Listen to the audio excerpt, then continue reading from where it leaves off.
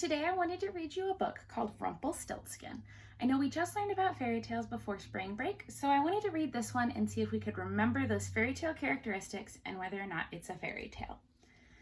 So then I open it up to the title page. I notice something interesting. So it's called Rumpelstiltskin, which is a really long and fun word to say. And this is based on the story written in 1824 by the Brothers Grimm. But then it says retold by Catherine Samuel. So let's think back. When we were learning about fairy tales, we talked about how there can be tons of different versions of our stories, right? So it can be told one time and then told by another person a little bit differently and another person even more differently. So the way our fairy tales works, people can write them down in different ways, kind of like how we read 3 different versions of the 3 Little Pigs. So this is one version of the story. It's not the original version that was ever written, but this is the version by Catherine Samuel. So let's get started. Ooh, I wonder who that guy's going to be. Let's look at the picture for right here. So once upon a time, there was a poor miller. He had a very beautiful daughter who he often boasted about. Boasting is like bragging. It's like, look at me, look what I've got. Look at me, I have this beautiful daughter. He boasted about her to anyone who would stop and listen. One day, he boasted about her to one of the king's cooks. He let his pride for his daughter get the better of him and said that his daughter was so clever she could spin straw into gold. Now we remember that the first little pig made his house out of straw, right? That didn't make a very good house. It's kind of weak. It's like dry grass. Do you think we can turn straw into gold? I don't know. The cook returned immediately to the king and told him what the miller had said.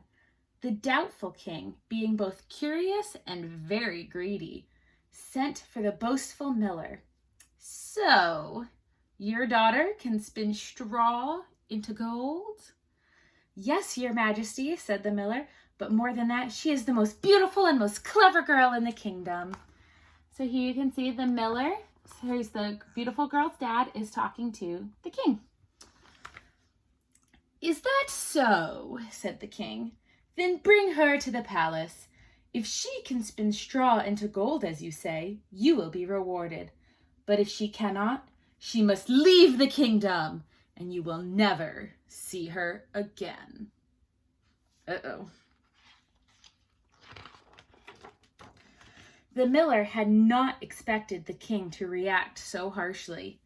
He returned home and wept, which is another, it's like crying, as he told his daughter what had happened. Perhaps the king didn't mean to be so cruel, said his daughter, and she set out for the palace, determined to change the king's mind. The king was surprised when he saw the miller's daughter. She was quite beautiful and stood so bravely in front of him.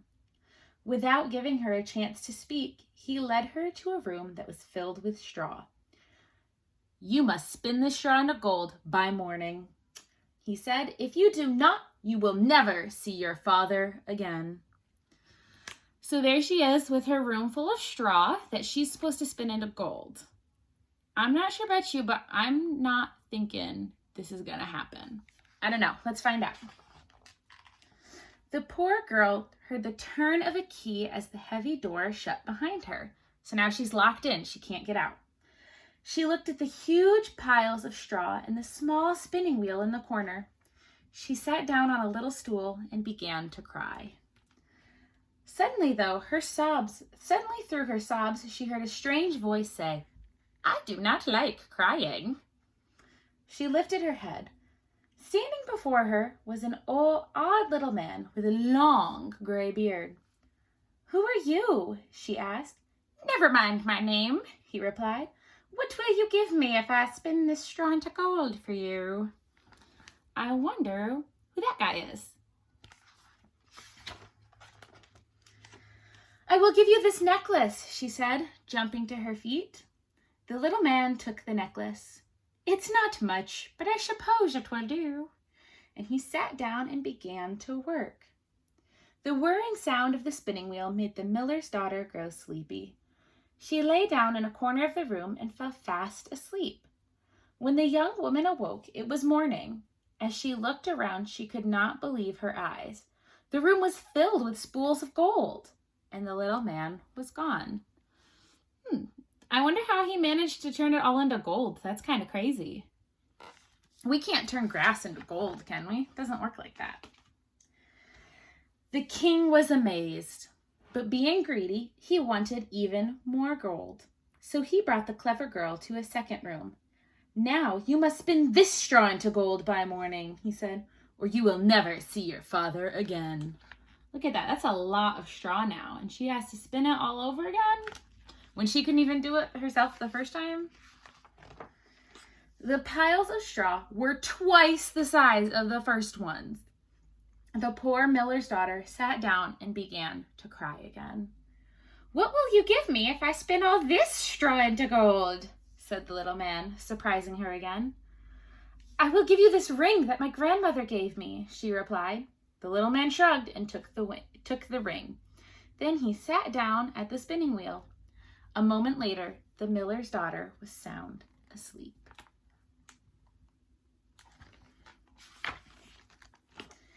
The miller's daughter awoke the next morning and found the room filled with spools of gold again. When the king arrived, he was delighted, for he loved gold. So remember, he was really greedy. He wanted a lot of money, and gold is worth a lot of money. Then he brought her to an even larger room full of straw. He's very happy with all the gold he has. Spin this too into gold. That's a lot of straw there now. If you succeed, you shall be my queen. So he's basically saying, if you can spin all this straw into gold now, I'll marry you. Secretly, he hoped she would succeed. Although she was still only a poor miller's daughter, he knew he would never find a more beautiful or more clever wife than she. The miller's daughter gazed out the window, hoping with all her heart for the little man to return. When she turned around, there he was. What will you give me this time? He asked. I have nothing left to give you, she replied sadly. Then promise to give me your first child after you are queen, said the little man. She didn't really believe a miller's daughter would ever become queen, so she made the promise, and the little man began to spin gold. So what she promised him, first time she gave him the necklace, then she gave him the ring, and now she's saying, well, I don't have anything left to give you, so after I'm queen, the first baby that I have to give it to you. Does that sound like a good idea to you? I don't know. In the morning, the king was amazed to see the straw had once again been turned into gold. He was so happy because the miller's daughter had become more important to him than the gold. He married her that very day. So now she is the queen. A year passed and the queen brought a beautiful baby boy into the world. She had forgotten all about her promise to the strange little man until one day there was a knock on the door. Do you guys remember the promise she made? 'Cause I do. I have come for the child, exclaimed the little man. The queen began to cry and begged him not to take her son. She offered him everything she had, if only he would let her break her promise. Very well, you know how much I hate crying, said the little man. I will return 3 days in a row. If by the end of those 3 days you can tell me my name, you can keep the child. Did he ever tell her what his name was? It's like, because if I think back to the beginning, she asked him, hey, what's your name? And he was like, it's not important. So now he's saying, well, if you can guess my name, you can keep your baby. The queen called for her most faithful messenger. She gave him the important task of going out into the kingdom to collect every name. The queen's messenger returned later that night with a very long list. The next morning, when the little man appeared, the queen read the names from the list. She began with the simple ones. Is your name Jack? She asked. No, he replied. Is it Tom? No. She tried more and more unusual names. Is it Swizzles or Tuttlebum or Boptrot? No, no, no, he replied. The queen read the entire list, but after each one, the man said, "That is not my name. You will never guess it." Then he marched away, laughing to himself. Do you think he's going to win? Do you think he's going to get to keep the baby? The queen again sent for her messenger. Later that night, he returned with a list of even more unusual names. On the morning of the second day, when the little man appeared, the queen again read every name on her list. Is it Bumble? No. Is it Tiddlypom? No. Is it Crackbone? No, cried the little man.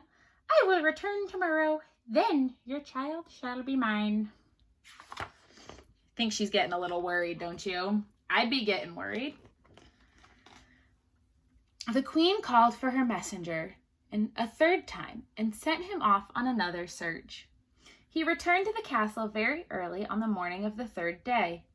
The weary man bowed before the queen and said, "I have been unable to find a single new name, your highness, but I did see something strange as I passed a small house on a high hill." "What did you see?" asked the queen. What do you think he saw? In front of the little house burned a small fire, and around the fire danced a little man with long gray beard. And this is what he sang. "As a bird has a wing and a fish has a fin, she will never know I'm named Rumpelstiltskin." The grateful queen handed the messenger a large pouch filled with gold. Then she sent him away and sat down to wait for the little man. Soon enough, the little man appeared. "Why not just give me the child right now?" he cackled. "You will never guess my name." "Still, I should like to try," the queen replied. "Is it Smith?" "It is not." "Is it Jones?" "It is not." The queen pretended to think for a moment. Is it Rumpelstiltskin?" "How could you know my name? Who could have told?" Rumpelstiltskin screamed. He threw open the door and ran away, his shrieks growing fainter and fainter until they could no longer be heard. Look at him running away. The queen stooped down and tenderly kissed her sleeping baby. From that day forward, the queen never made a promise she did not intend to keep, and Rumpelstiltskin was seen no more. The end. And look at that. You can see him running away in the moonlight. So I love the story of Rumpelstiltskin. I think it's really cool, and I still don't know how he manages to turn that straw into gold. I think that's pretty neat. So let's think about some of our fairy tale characteristics, and we'll see if it lines up with what's in our story. So, did it start and end with special words like once upon a time? Let's go back to the beginning and see. Oh, look at that. Once upon a time. So, check. We got that one. It didn't end with like they lived happily ever after, but we did get the fancy the end at the end of it. So I think that's pretty good. And I think it tells us, it doesn't use the words happily ever after, but they said Rumpelstiltskin was seen no more. So it seems like they live pretty happily ever after. Our next one is their magic in our story. I think there was magic because how else was Rumpelstiltskin turning that straw into gold? He's kind of like this creepy little old man and he can turn straw into gold. I think that counts as magic. The next one we have, is it in a castle? Is there royalty? Like, was there a palace? That one's a really easy yes, because remember, it's the king who's having her turn this straw into gold. Another one we have is things happen in 3s or 7s. So 3s, let's think. So there was 3 rooms of straw, right? There was 1, 2, and 3, and each one got bigger than the last one. So we know that much. So we had 3 nights of spinning straw into gold. The queen, or when at the time she was still the miller's daughter, she gave Rumpelstiltskin 3 different things. She gave him her necklace and her ring, and then she promised her first baby. So she gave him 3 different things for those 3 different nights. We had one more set of 3s. Do you guys remember it? She had 3 nights to guess his name. And each night she kind of guessed 3 names. So let's go back to the first night. She guessed, well, the first night she guessed 5 names. So Jack, Tom, Swizzles, Tuttledum, and Bop Trot. She gave 3 weird ones. The second night she reads 3 names. Bumble, Tiddly Palm, and Crackbone. Those are some fun names. I wish my name was Tiddly Palm. That would be fun. And then on the very last night, the third night, she pretends to guess 2 names. She pretends Smith and Jones, and then she goes, it's Rumpelstiltskin. So we have 3 nights of guessing names. We had 3 nights of spinning straw into gold. We had 3 different things she gave Rumpelstiltskin. So I think we definitely got our rule of 3s in here. And the last one that we had in here was, did the good guys win? I don't know about you, but I'm pretty sure Rumpelstiltskin's the bad guy in this story. And did he win at the end? Let's go back and look. That doesn't look like somebody who just won. So yeah, our good guys won in this story. So we met all of our characteristics of a fairy tale, which I think is awesome. So I say Rumpelstiltskin, definitely a fairy tale, definitely a funny story. And I think what we learned from this was in our very last sentence. Well, I think we can learn more than one thing from this. But one of them is the queen never made a promise she didn't intend to keep. So we shouldn't promise things that we can't follow through. We can't be like, yes, I'm going to climb the Statue of Liberty. Because we can't do that. We can't make promises that we can't keep. The other one, I guess with the dad too, it's the same thing. Because he told the king, he was like, my daughter can spin straw into gold. And she could not. So that he kind of made a promise that he couldn't keep there. So this is a really great story and I really loved it. And I hope you guys enjoyed it too.